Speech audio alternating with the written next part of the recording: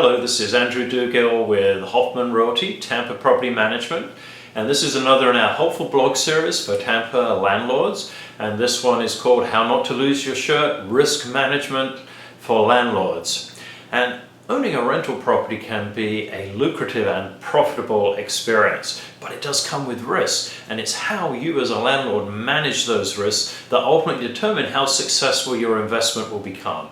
And this is part 3 in a 4-part blog, and this one we're going to discuss federal laws. In part 1 we discussed insurance, in part 2 we discussed keeping your tenants safe, and in part 4 we're going to discuss not renting to the wrong tenants.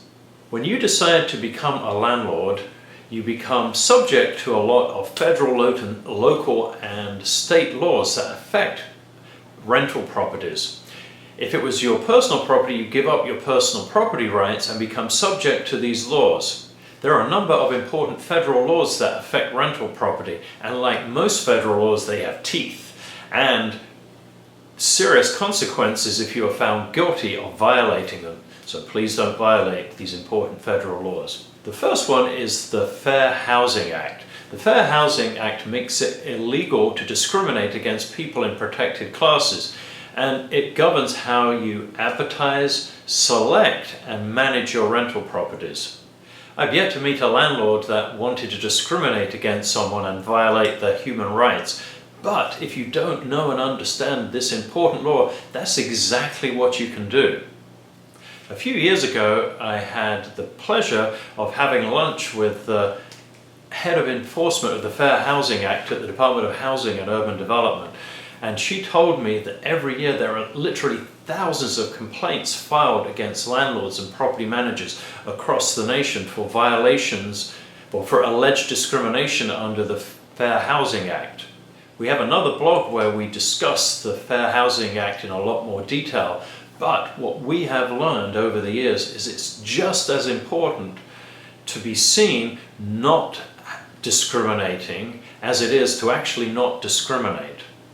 So I'll give you an example of that. Supposing you have a property that is very popular and you get multiple applications, and you run the applications and someone who meets your rental requirements is not selected for the property. What happens if they were to think there might be a discriminatory reason that they were not selected? That's a problem. So our advice is, using the adage of it's important to be seen not discriminating as much as you're not discriminating, is have a lot of transparency in that rental selection criteria. So for example, if there were 2 families that made application for that property, and let's say one was a military family and they were being assigned to the area for maybe up to 3 years, and another was a family moving to the area that wanted to buy a property but were going to rent for a year before they bought a property so they get to learn the area, you would have a legitimate reason potentially for selecting the family that might rent from you for 3 years versus the family that was pretty much guaranteed only to stay for a 1-year term. So if that was the case, I'd be letting the applicant that wasn't selected know what the reason was so they didn't think there might be some illegal reason they weren't selected. Another area under the Fair Housing Act would be is if you non-renew a tenant. If you do non-renew a tenant, have a very good and well-documented reason as to why you don't renew that tenant. Because if they're a protected class and they thought they weren't renewed for discriminatory reasons, they might file a complaint and you've got to prove that you didn't discriminate. And that is not as easy as it sounds. Another federal law that affects landlords is the Americans with Disabilities Act. The ADA. The ADA and the Fair Housing Act want to ensure that people with disabilities have equal access and enjoyment to rental housing.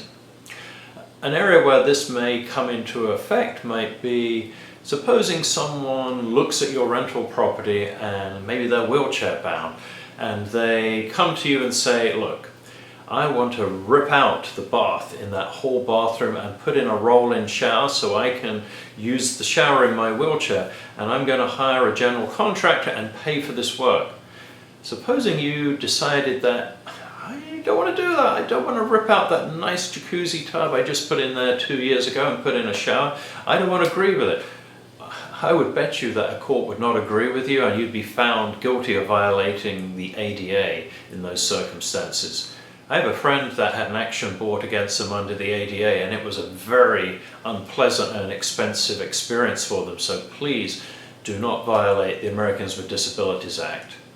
Another federal law that you as a landlord need to know about is the Federal Fair Credit Reporting Act. And this comes into effect when you do background checks on people and pull their credit. Things you need to know about here are adverse action letters, if you take adverse action against an applicant, and red flag laws to help protect someone's identity. The final federal laws I want to talk about are those that are affected by the Internal Revenue Service. Please keep very good tax records for your rental properties. And if you have vendors do work for you and you pay them more than $600 in any tax year, you have to send them a 1099 MISC at the end of the tax year and report those earnings to the IRS. As a landlord, you have to comply with the federal, state, and local laws that affect rental property. In the case of the federal laws, they have teeth, so please obey them. As a landlord, you have to comply with the federal, state, and local laws that affect rental property. There are a lot of them, so please get to know and understand them. Or, if you don't want to get to know and understand them, hire a good property manager that does know these laws.